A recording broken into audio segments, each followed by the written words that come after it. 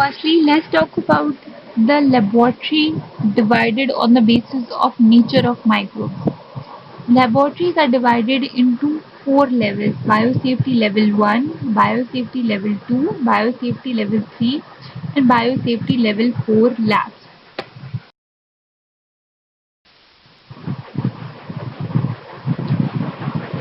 First, let's talk about what are barriers. First, we have primary barriers. Primary barriers are the or the physical barrier or the personal protective equipment between lab workers and pathogens, that are gloves, masks, special breathing apparatus. Next barrier we have secondary barriers. Secondary barriers are structurally aspect of the laboratory that make working environment safe against infection. Things for hand wash, special containment area, special air ventilation patterns. Universal precautions include hand hygiene, gloves, gowns, masks, eye protection, face shields, safe injections practices. Requirements requires that all equipment or contaminated items are handled to prevent transmission of infection agent. Special circumstances may require additional precautions, protective clothing, special site decontamination.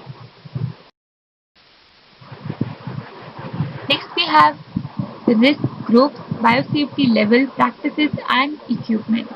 As you can see, different biosafety levels, laboratory type, laboratory practice, and safety equipment are enlisted. In biosafety level 1, basic teaching and research in laboratory type, in laboratory practices, good microbiological techniques, talking about the safety equipment, none, only open bench work. In biosafety level 2, primary health service, diagnostic service and research in laboratory type. Talking about laboratory practices, good microbiological techniques, protective clothes, biohazard science. Talking about safety equipment, open bench plus biological safety cabinet or potential aerosol. Talking about biosafety level 3, special diagnostic services research in laboratory type. Laboratory practices as biosafety level 2 plus special clothes, control access, directional air flow. Talking about safety equipment, biological safety cabinet and or other primary devices for all activities. Talking about biosafety level 4, dangerous pathogen unit, laboratory type. Laboratory practices as biosafety level 3 plus airlock entry shower, exit special space. Talking about safety equipment, class 3rd biological safety cabinet, positive pressure spoons, double-ended autoclave to the walls, filtered air.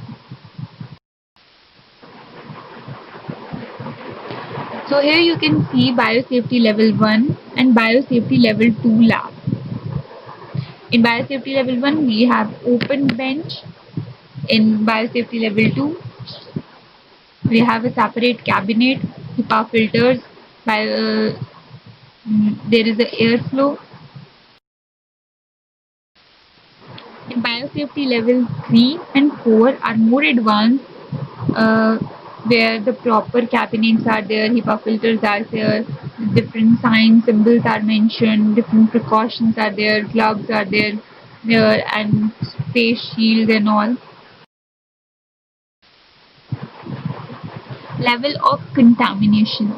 Biosafety level 1, microorganisms that don't constantly cause disease in healthy adults, for example, E. coli, K12, then different type of non-pathogenic species, then basic laboratories there, standard microbiological practice is there.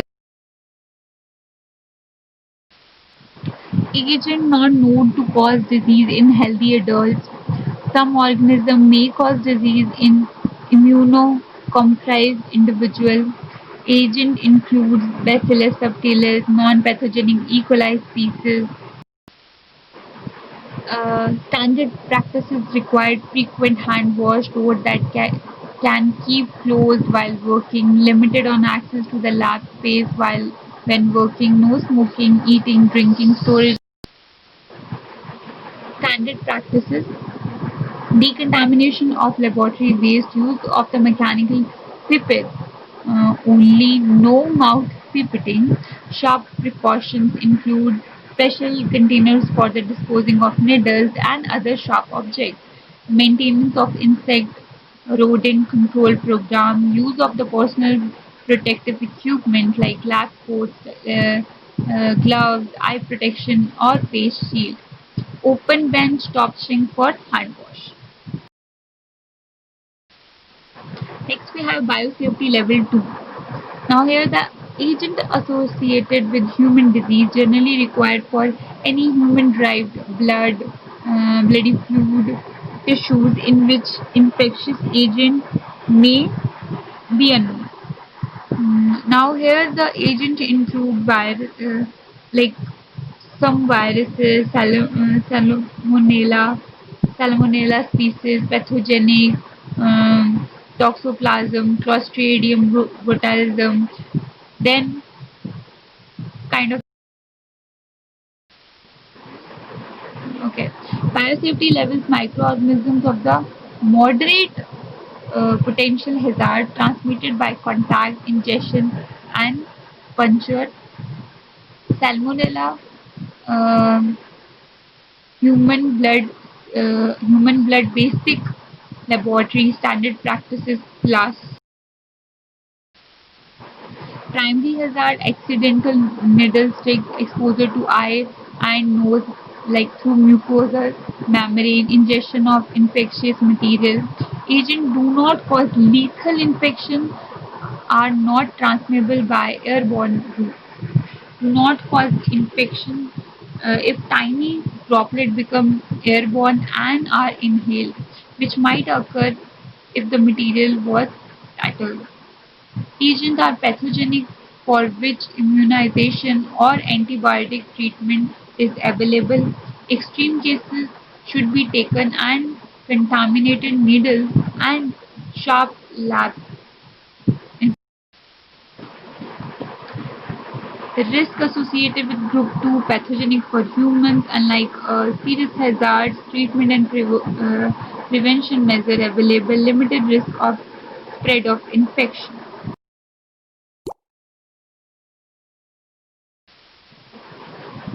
Standard practices include biosafety level 1 plus policies to restrict access to lab, biohazard warning signs posted outside lab, surveillance of the laboratory personnel with appropriate immunization offered, biosafety manuals with definition of need, waste decontamination or medical surveillance policies, supervisory staff who have experience working with infectious agents, and specific training for the laboratory personnel in handling these agents.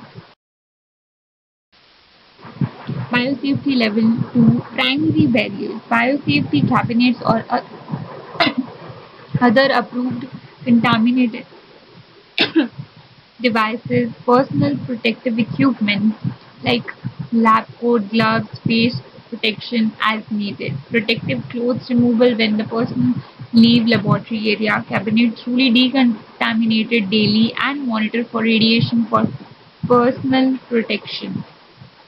Secondary barrier biosafety level barrier plus autoclave for glassware. Thank you.